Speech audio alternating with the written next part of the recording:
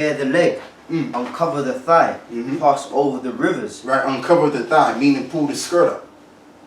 If a woman's walking down the street and the wind's blowing her skirt, and you can see her leg, she's gonna feel what? Ashamed of herself. All right, not these women nowadays. These women, they show everything. They'll show their buttocks. They'll show every part of the body that they can show. You know, they'll show the JJ. I mean, everything's all on front, on display. So this is going to be talking about the ancient women. Go on, brother, the ancient world, man. Thy nakedness shall be uncovered. Yea, thy shame shall be seen. Yeah. I will take vengeance, and I will not meet thee as a man. Yeah, Yahweh Shah is coming as an angelic force. Go on. As for our Redeemer, the Lord of hosts is his name. Right, and as our Redeemer, the Lord of hosts, and is his name. And that's who we acknowledge. We acknowledge him as what is it? His name's Yahweh and Yahweh Shah. Go on. The Holy One of Israel. Sit thou silent. Get thee into the darkness, O daughter of the Chaldeans. For thou shalt no more be called the Lady of Kingdoms. Yep. I was wroth with my people. Yep. I have polluted mine inheritance. And that's what he did. So now, since we're there, let's go back to the other precept, brother, you had that I called for. Oh, in wisdom. Ecclesiastic, yeah. So this is Wisdom of Solomon. Okay. Chapter 12. Verse 23. Yeah. And it says, wherefore, whereas men have lived destitutely and unrighteously, thou hast tormented them with their own abominations.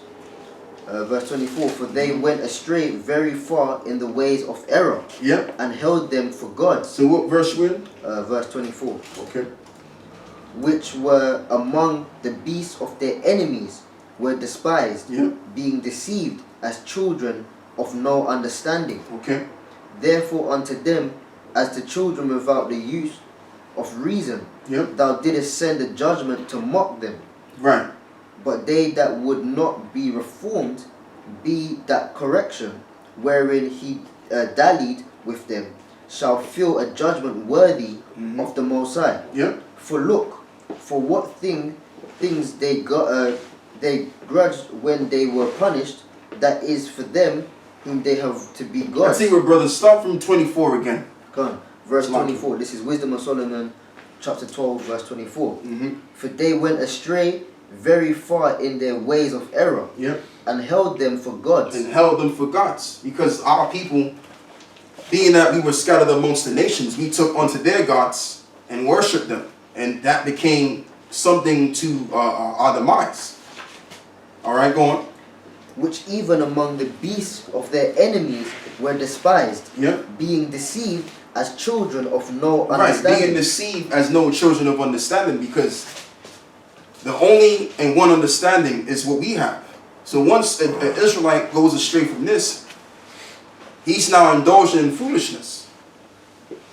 Okay? Like the wisdom of this world, as Paul said, is foolishness with the Most High. Somebody give me that. What Paul was said. This is 1 Corinthians. This is 1 Corinthians 1 and 21. For after the wisdom of this, for after that in the wisdom of the Most High, the world by wisdom knew not the Most High. It pleased the Most High by the foolishness of preaching to save them that believe. Go on. For Jews require a sign and the Greeks seek after wisdom.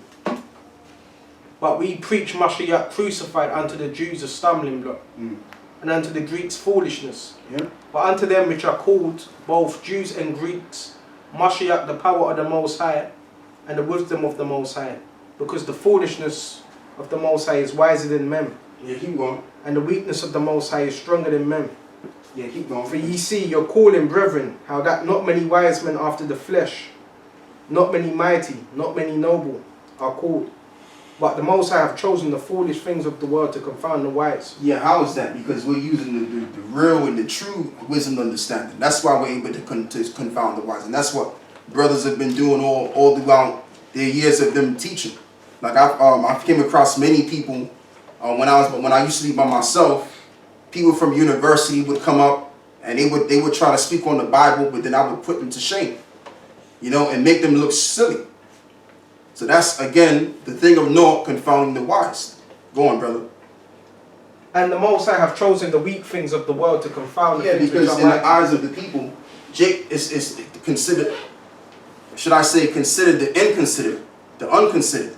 So the Lord is using his people, the unconsidered of the world, to confound that which is considered the wise, which is Esau, and those that have went to his schools.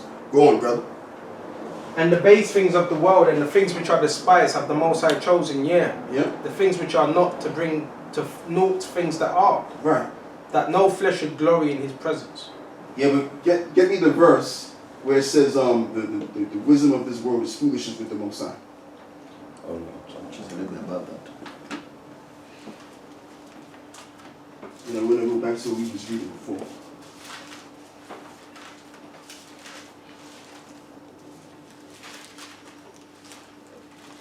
First Corinthians chapter 3. First Corinthians 3 and 19. This is 1 Corinthians 3 and 19. For the wisdom of this world is foolishness with the Most High. Right.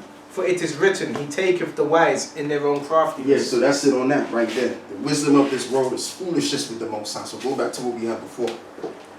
That's something. Yeah, go on. This is just in the news now. Italy, in 24 hours, have recorded new coronavirus 1,247. Wow. You see?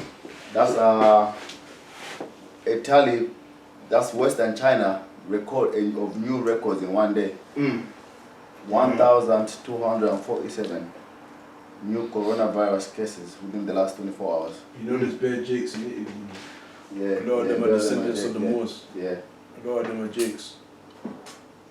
That just popped up right now on the thing in the news. Go on. Notification. Yeah, so I mean, like, hey, this thing is building up, man. Go on, brother.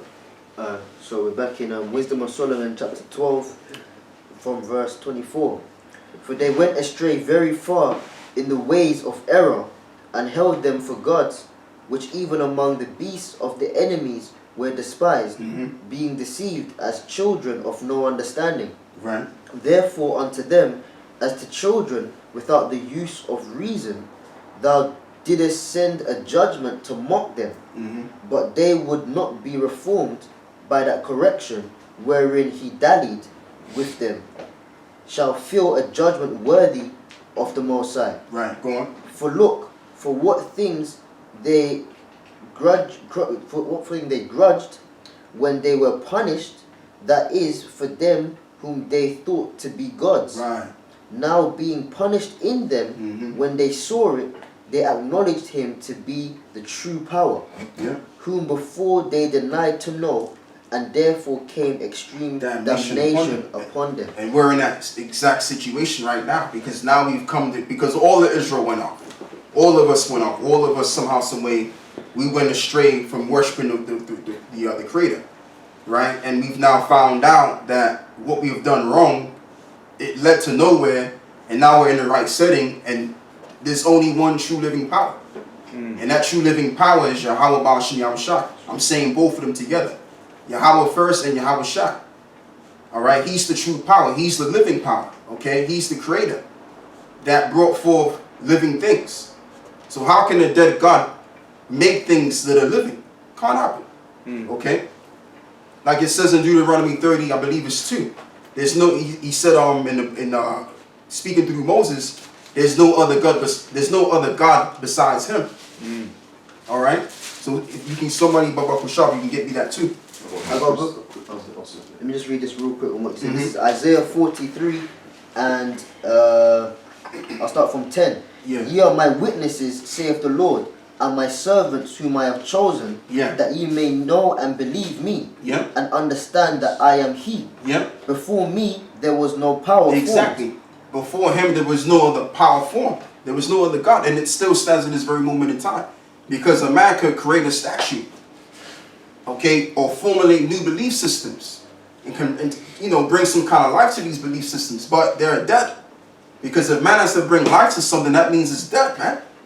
But the real living power that we serve has always been alive and well, without us having even to bring life to him. Okay?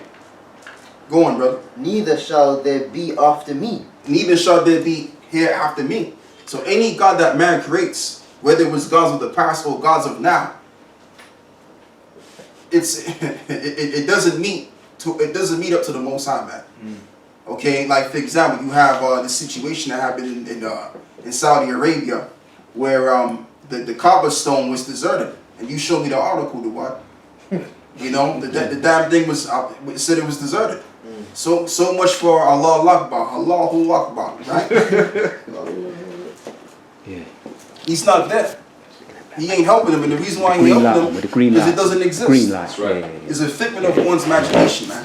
Go on, brother. And it says, even I am the Lord Yahweh, and beside me there is no Savior. Right, and besides him, there's no Savior. That's why it says in Deuteronomy, 28 in the curses, where it says, no man shall deliver you out of the curses. I'm roughly paraphrasing it. You know? No man shall buy you. No man shall buy you. In other words, Old Quick English means to save you.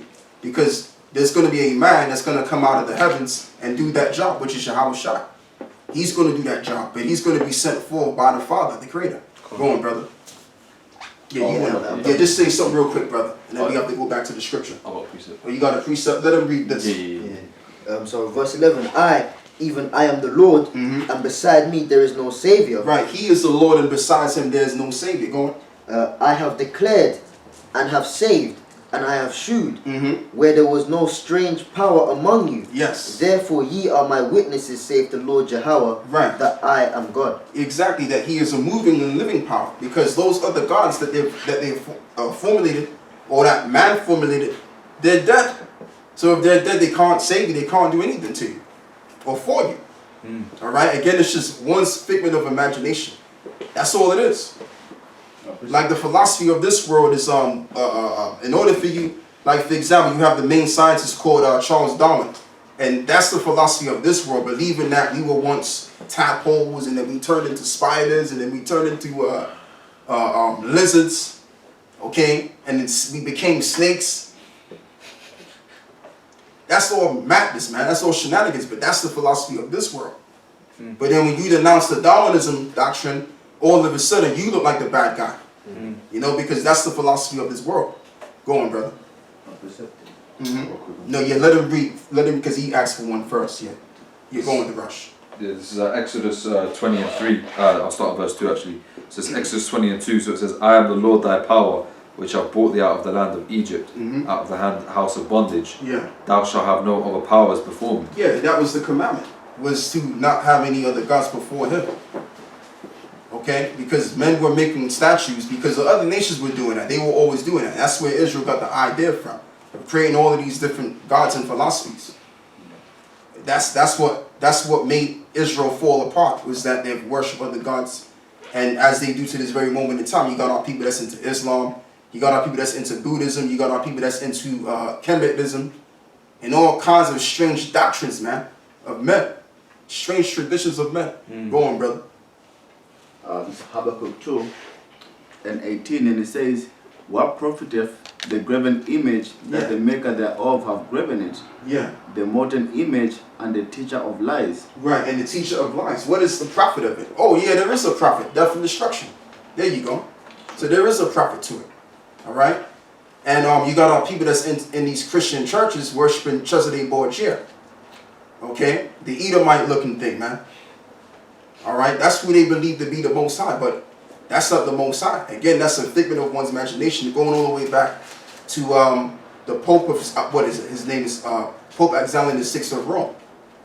He painted his son to be the new Jesus Christ, and that all had to believe in him. If you didn't believe him, you were killed. And this is why the ones of our people, especially in South Central America, they believe in that image to this very moment in time, because that image was forced down their throat. All right, go on, bro. And it says that the maker of his work trusteth therein to make them idols. Right, to make them idols. All right, to make these idols, and Chesed Borgia is an idol, which will lead our people continually to be led astray. Because the main people that worship this Edomitic style of Christianity is our people, and it's not just the so-called Negro; it's the so-called Latino and Native American Indian. They're all in the Roman Catholic churches and, you know, bowing their heads down to these gods and everything, these statues inside the churches. They're the ones that's doing all of that. All right? Go on, brother. And even the ones amongst the stucco bird, they worshiping different doctrines too. Go on, bro. And it says, verse 19, so woe unto him that saith to the wood, awake, to the damn stone, Oh, yeah, arise. it seemed like you said damn, but you said dumb.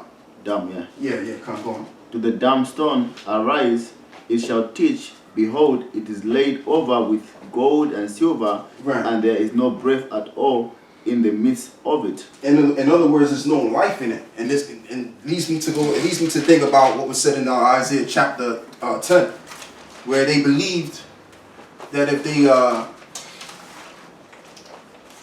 I tell you what, yeah, might as well just get to it. This is somebody get Isaiah chapter 10, verse no, it's Jeremiah 10 actually, Jeremiah 10, where it talks about the tree. You stay where you at the bar. Oh yeah, I got that. Yes, Jeremiah 10 and 2. So it says, thus saith the Lord, learn not the way of the heathen, and be not dismayed at the signs of heaven, for the heathen are dismayed at them. For the custom of the people are vain. For one cutteth a tree out of the forest, the work of the hands of the workman with an axe. They deck it with silver and gold, slake it with silver and with gold. They fasten it with nails and with hammers, that it move not. They are upright as the palm tree, but speak not. They must needs be born, because they cannot go. Be not afraid of them, for they cannot do evil. Yeah, so they believed that the tree could move. That's what they believed in, and this is where you get the but this is where you get the tradition called Christmas from. It comes from that, because you had certain people that were taking trees and worshiping it and trying, turn it into a god. But the people, as the scripture says, that the customs of the people are vain. And this is something that the self-proclaimed Christians believe in. They believe in the traditions going back to Babylon, which really, when you dissect this thing called Christianity, it all reverts back to Babylonianism anyway. Even the whole concept of everybody can be saved. That's all Babylonianism. And I use the term Babylonianism because the word Babal means confusion. The word "con" means with, and the word "fuse" means to mix.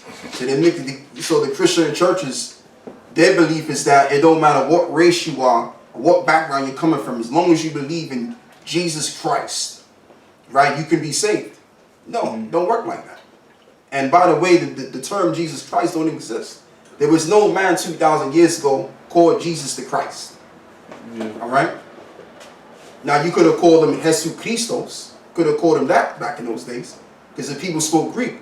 Or his name was Yahweh Shai Mashiach. Go on, brother.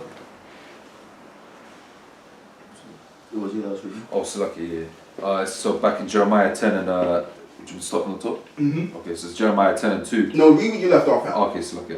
This is Jeremiah 10 and 4. So it says they deck it with silver. Then start from 5. 5. Okay. They are so Jeremiah 10 and 5. So it says they are upright as the palm tree. Actually, start from 6. Okay, come on. This is verse 6. So it says, for as much as there is none like unto thee, O Lord, thou art great, and thy name is great in might. Yep, exactly. So it's all about the Lord. It's all about worshiping the Lord. And this is why we do what we do. This is why we're celebrating the Passover today. Because it's all because we fear what? The Lord, the Heavenly Father. That's why we go out in the highways and the byways. Go on, brother. You got something to say, right? Yeah, it's like the story of in the Apocrypha of Ben and the Dragon. When they got the priests, and they tricking the king into believing that the false idol is actually eating the sacrifice. the sacrifices. Yeah. So then obviously I think it's That's foolishness. yeah, Daniel's trick. He tricks he lays a trap for the priests and that. So when the king finds out that they've been going in there and eating the sacrifices, he finds out he's been made a fool because he's been worshipping this false idol. Yeah. And he slew the priests and that. And the point was made. Go on. I'll just read a little bit of it. Yeah. Please do. So it says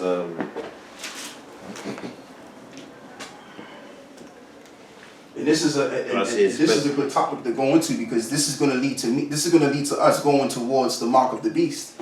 Anyway, let's read this anyway. You're gonna get Well, I might have to read a few verses to make the point. I'll try and find a reasonable place. So yeah, this is after that. This is after the priest, or this is at the point when the priests are trying to, eat the sacrifice. This is verse 15. It says, Now in the night came the priests with their wives and children, as they want to do, and did eat and drink all. In the morning bedtime, the king arose, and Daniel with him. And the king said, Daniel, are the seals whole? And he said, Yea, O king, they be whole. And as soon as he had opened the door, the king looked upon the table and cried with a loud voice, Great art thou, O Bel, and with thee is no deceit at all. Right. Then laughed Daniel, and held the king that he should not go in, and said, Behold now the pavement, and mark well whose footsteps are these. And the king said, I see the footsteps of men, women, and children. And then the king was angry, and took the priests with their wives and children, and showed him the privy doors where they came in. So there was a secret door into the chamber, and consumed such things as were upon the table. Therefore the king slew them, and delivered Bel into Daniel's power, who destroyed him and his temple. And in the same place there was a great dragon, which they of Babylon worshipped. And the king said unto Daniel, Wilt thou also say that this is of brass? Right. Though he liveth and eateth and drinketh, Right. thou canst not say that he is no living power, therefore worship him. Then said Daniel unto the king, I will worship the Lord my power, for he is the living power. But give me leave, O king, and I shall slay this dragon without sword or staff. The king said, I give thee leave. Right. And that's really the point of that. Come on, yeah, that's a good point. So that's a very good point. But yeah, somebody speak. No, I've got proof. Yeah, whoever's speaking, Ram, you speak. Okay. Yeah, I need. Okay, you got a precept. Yeah. Go on. This is Psalms 96 and 5. So it says, For all the gods of the nations are idols, but the Lord hath made the heavens. Yeah, man. So the gods of the nations are idols, man. Because as we read in Isaiah 43, it was talking about there being the Most High, Yahweh, Ba'ashem Yahushai, okay, the Son, Yahushai, alright, and that's the only powers, man, because in other philosophies or religions, they have gods for different aspects of life, like God of sex, God of water, God of the sun, God of the moon, alright, but we follow a monotheistic faith, man, which means a singular power. Right? That's why when you read in Deuteronomy 6 and 4, it says, Hear, O Israel, the Lord our God, the Lord is one. Right? Because Yahweh is the power of all, man. So all the other false deities, man, they're idols, man. Okay? Read it one more time, Babu Kasho. This is Psalms 96 and 5. So it says, For the gods of the nations are idols, but the Lord Yahweh Ba'ashem Yahushai made the heavens. So it's not even a case of them coexisting with the Heavenly Father. It's just point blank period. These idols don't exist, man. The only true power is Yahweh Ba'ashem Yahushai. Okay? Right, because the scriptures say that the deceived and the deceiver are his. So the Most High created people to be deceived.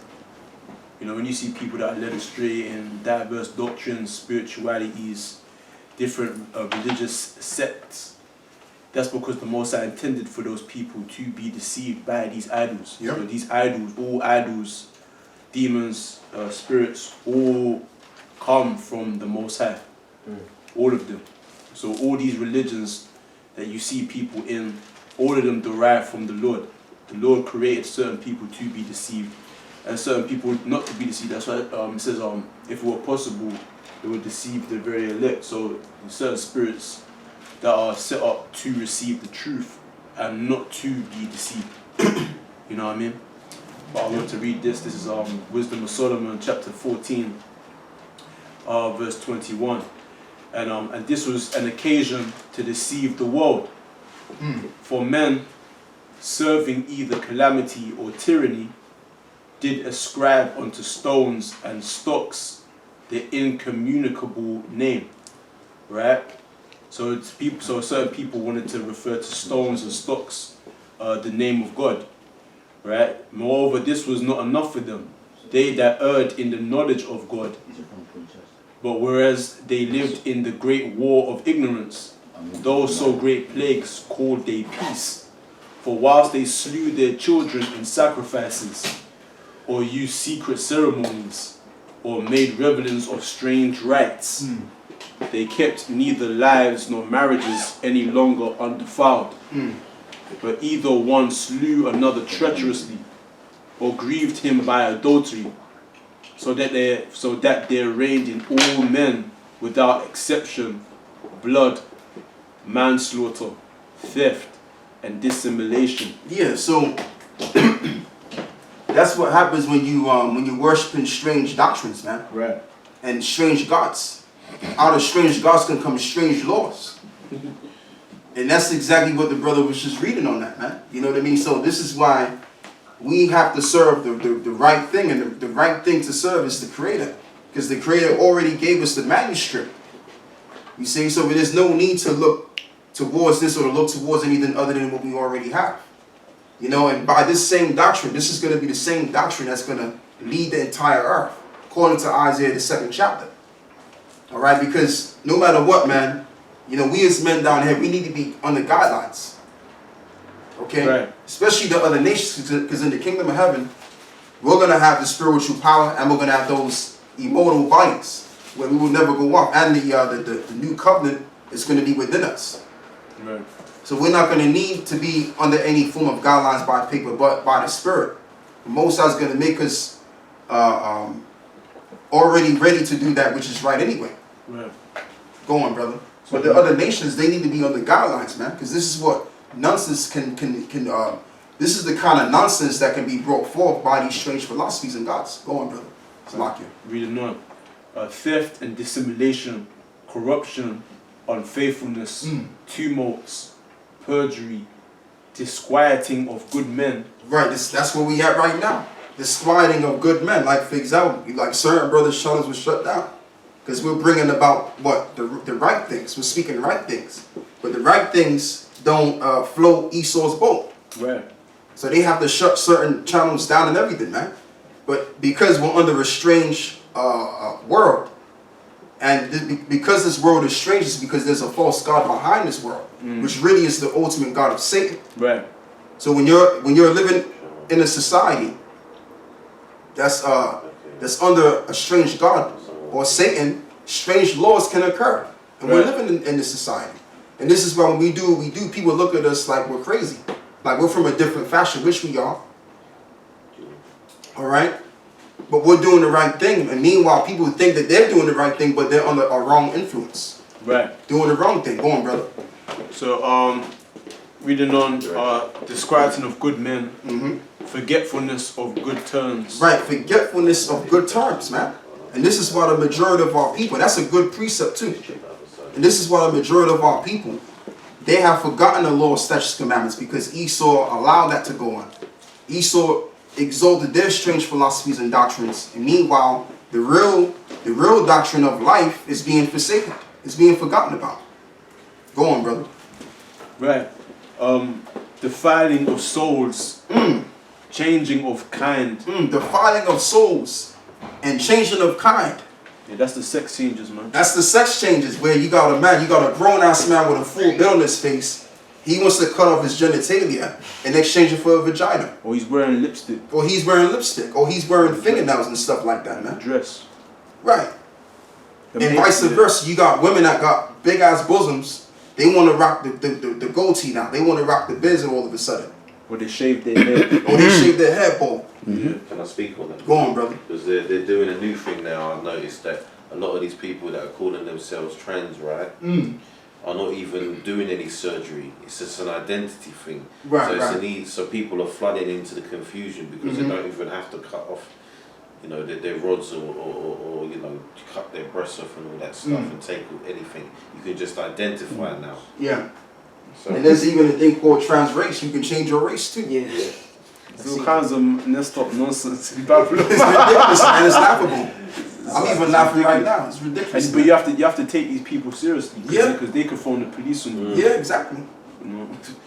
That's ridiculous right That's there. why it's called Babylon. Babylon goes back to confusion, man. Yeah. Because like back in the day, like you had male toilets, female toilets, and if you somehow went in the wrong one by mistake, they would get offended. You know, oh, what are you doing in here? They'll probably think you're trying to rape a woman or something, or do something funny. But these days, you got to accept that you can see like a woman in a male toilet, man, or a man in a woman toilet, because you don't know, you know, if they're trans, and then you can't offend them because they'll get the police on you. It's confusion, man. So you gotta just go along with it, but only for a particular moment in time. Go on, brother. Changing of kind, disorder in marriages. Yeah, disorder in marriages. That's happening again even to this present moment in time. Because who's running the household in these current day relationships? These women now, man.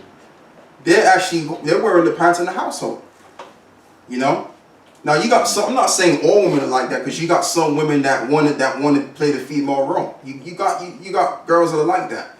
But in this day and age, most women want to be up front. They want to dominate. They don't want to be told what to do. Yeah. But that's all because we're under a strange God. Esau is set up strange gods, thereby setting forth strange philosophies and doctrines, man. Right.